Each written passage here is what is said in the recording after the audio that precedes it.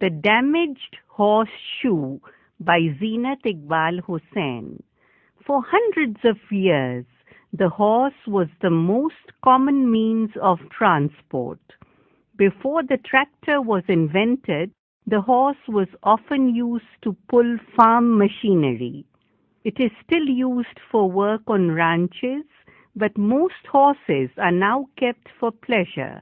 People ride them, watch them perform, and enjoy them in sports such as polo, hunting, and racing.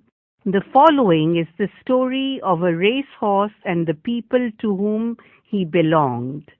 It was the day of the Derby.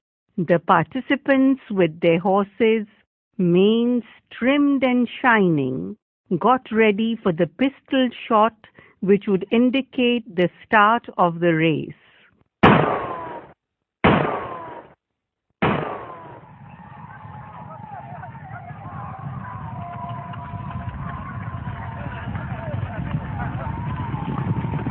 It was an event which people really looked forward to.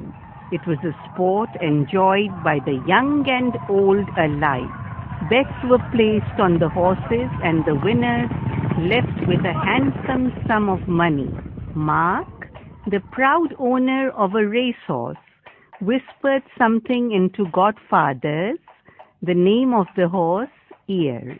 It was these sweet nothings that brought a smile to Godfather's lips. It definitely contributed to Godfather's victory in the race. The owner also gave some advice to David the jockey. David was a short and strong fellow. He fitted snugly in the saddle, just as a glove fitted the hand.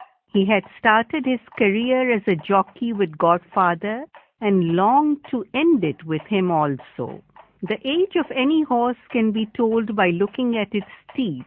Godfather's teeth showed that he still had plenty of race years to go before he retired.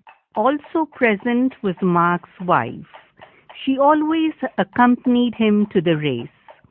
Godfather is really lucky. He gets all your attention, she would tell him. But deep down in her heart, she knew that she would not have had it any way else. She cared for Godfather too, and would tend to his needs whenever she could spare some time. I think the trough of water is empty, she'd say with concern, beckoning her staff to fill the trough up. An insect bit Godfather once. Richard, the horsekeeper, bathed and dressed his wound so well that Godfather was up and about in half the time than the usual. Godfather loved Richard, and he would show it by cuddling up to him. This was Godfather's family, the people who cared for him, who were responsible for his consecutive victories. They were all there with him to see him run the race. A few minutes before the race was to begin, David mounted Godfather and rode down to the start. But little did Mark or David know what was in store for them. Another horse owner, who was Mark's enemy, just could not bear Godfather winning all the time. And to make sure that Mark's horse would not win this time, he thought of a plan. He suggested to the trainer of his horse that they must visit Godfather's blacksmith. "It won't take us very long," he sneered. The trainer, who was a little confused, asked, "What wouldn't take us long?" To this the vicious man replied, "You'd see." The deceitful man, when the time was just right, as he knew the time Godfather came to the blacksmith as well as the time when the blacksmith left his seat, damaged Godfather's shoe. The nail ends that showed through the horse's hoof were wrung off and turned back. He straightened them just a little in the hope that the shoe would come off during the race. He damaged the shoe so deftly that Godfather did not feel it immediately. Finally, the starters signaled the start of the race. Godfather took the lead, so erect, so graceful. His poise was proof of the fact that he would be very hard to defeat. There he went like a bolt of lightning. He moved so fast that just when you thought you had focused on him, he moved ahead. He had almost reached the finishing line when the nail of the shoe straightened and got loose, unbalancing Godfather, who stumbled and stopped in his tracks before any further damage could take place. A race official came to guide them off the track. Godfather, Mark, Richard, Mark's wife, David were all shocked. They failed to understand what had happened.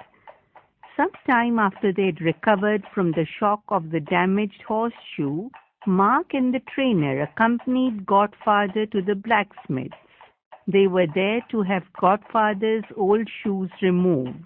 Also present was the man who had damaged Godfather's shoe. He was there with his horse. As though instinctively, Godfather trotted towards this man and lifted the foot with the damaged horseshoe and started nodding. This scared the evil man, and before the horse could burst into a fit of anger, he confessed. I was responsible, he stuttered, and went down on his knees to apologize. Mark, who was a soft man, accepted his apology. Thus ended the story of the evil man and his horse, and Godfather awaited his next victory yet again.